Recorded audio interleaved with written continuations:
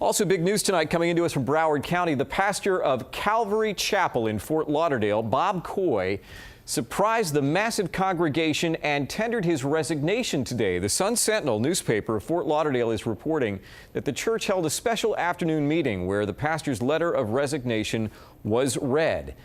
Apparently, church elders say Coy left the church because of what they are calling a moral failing. They did not say what that moral failing was.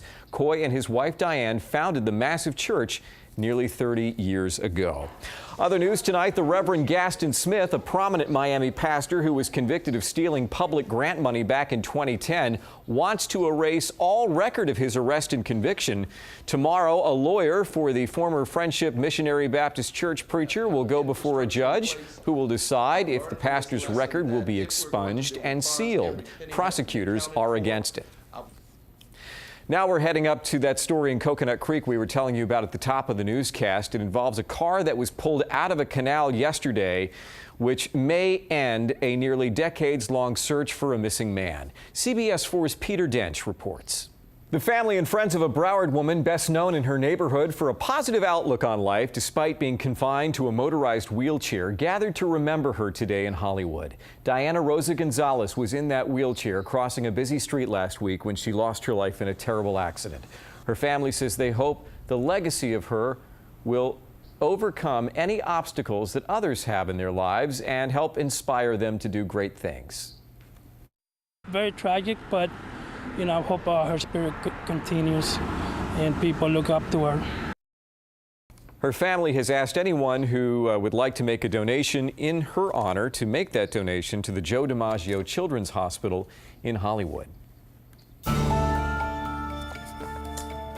We turn our attention now to the latest on that jetliner lost at sea in the Indian Ocean. The batteries on the flight data recorders, the pingers there, are about to go dead, so it is a race against the clock to find the source of what ships in the search area have been hearing coming from the ocean floor.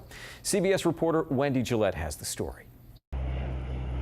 Search teams are targeting two different areas of the Indian Ocean after underwater equipment picked up brief pings or sounds, which could be from Flight 370's black boxes. This is an important and encouraging lead, but one which I urge you to continue to treat carefully. A Chinese ship detected two underwater signals with the same frequency as what's emitted by flight recorders. And an Australian vessel also picked up a signal in an area about 300 nautical miles away. But officials have not confirmed if they're at all related to the missing Malaysia Airlines jet. While the best brains and the best technology in the world will be deployed, we need to be very careful about coming to hard and fast conclusions too soon.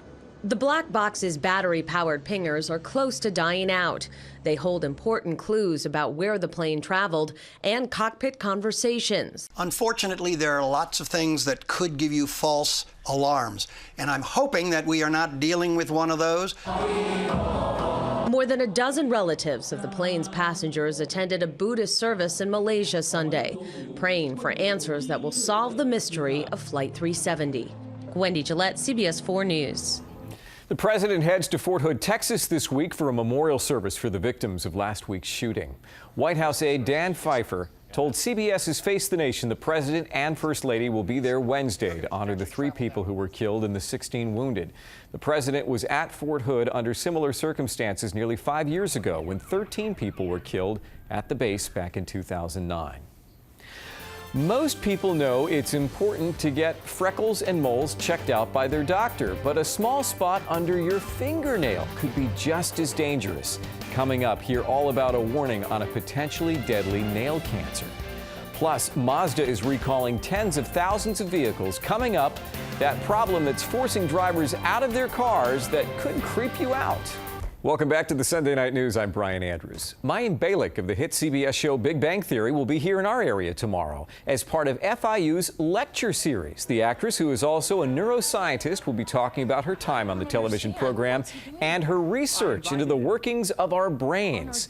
The event is free and open to the public at FIU's Biscayne Bay campus in North Miami, starting at 6 p.m. in the evening. Cuban pianist Enrique Chia will be honored with a monument to his extraordinary talents in Hialeah on Monday. Chia will be the newest addition to the city's Cuban Culture in Exile Heritage Park, which also includes monuments honoring Gloria Estefan and the late Celia Cruz.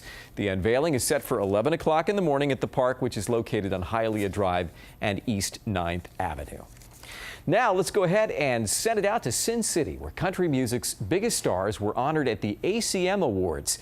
CBS 4's Suzanne Marquez has our live report tonight. There she is, looking stunning in that black dress. What an evening for country music. All right, Suzanne, thanks very much. Not just the music, but also the fashions tonight. They've been talking about it online. Be sure to check it out on our webpage. The news continues right after this. Turning now to health news, most people know it is important to get freckles and moles checked out by your doctor or dermatologist. But a small spot under your fingernail could be just as troubling. Tonight, a warning about a potentially deadly nail cancer. Here's CBS 4's Walter Makula. We go to a CBS 4 News consumer alert. Spiders are forcing Mazda to recall 42,000 vehicles. The automaker says spiders may build webs in a vent hose and cause the fuel tank to crack. That can lead to an increased risk of fire in these cars. The recall affects 2010 to 2012 Mazda 6s equipped with a 2.5-liter engine. Mazda says it will notify owners, and dealers will be able to fix the problem at no charge. This is the second time in 3 years that Mazda has issued a recall because of spiders. CBS 4 meteorologist John Giraldi is here with a warning for when you wake up in deep South Miami-Dade tomorrow morning. A spring break street party turns to chaos in Southern California. The so-called Deltopia gathering in the town of Isla Vista drew a huge crowd that turned violent. At least 2 people were reportedly stabbed and 2 police officers were injured by flying bricks and bottles. Major vandalism was reported as well, including cars with their windows smashed, signs ripped down, and even small fires.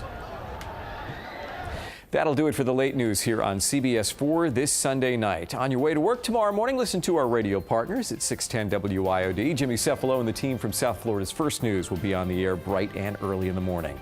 Become part of our news team when you send in your photos and video clips of breaking news to this address, pics@cbsmiami.com. You might just see them on our next newscast.